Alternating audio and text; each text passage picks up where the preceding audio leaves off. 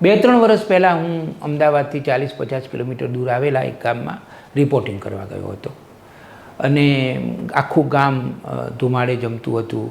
ગામમાં મંદિરનું પુનઃસ્થાપન થયું હતું અને ગામમાં આનંદ હતો. ભજન, કીર્તન, જુદા જુદા કાર્યક્રમો, બહુ સરસ વાતાવરણ હતું. એટલે મેં બધાને મળી લીધું યજમાનોને. પછી મને થોડો ટાઈમ મળ્યો એટલે હું ગામમાં ફરવા નીકળ્યો મારી રીતે એકલો. તો ફરતા એક ગામના એક હોટલે એક કાકા બેઠા હતા એટલે હું એમની જોડે બેઠો, ઘણી બધી વાતો કરી.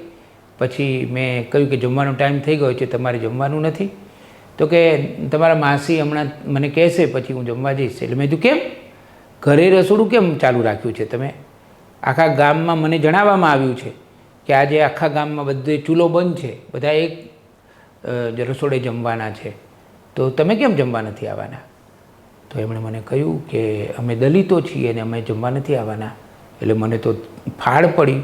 મેં કીધું કેમ, એવું કેમ હોય, તમને કેમ નથી કહ્યું? જ્યારે આ બધું પ્રસંગની ઉજવણીની ચર્ચાઓ થઈ, મિટિંગો થઈ, ત્યારે આ જે યજમાનો છે ગામના, એ લોકોએ અમને બોલાવીને કહ્યું કે તમારે જમવાનું છે, પણ તમારું જમવાનું અમે નોખું રાખીશું. એટલે અમે દલિતોએ ના પાડી કે ના, જમાડવા હોય તો ભેગા જમાડો, અમે જમીશું તો બધાની સાથે જ જમીશું, નોખા નહીં જમીએ.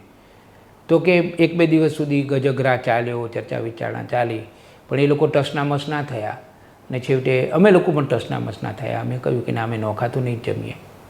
મારા બાપ, આ નોખાપણું ક્યાં સુધી ચલાવવાનું છે આપણે?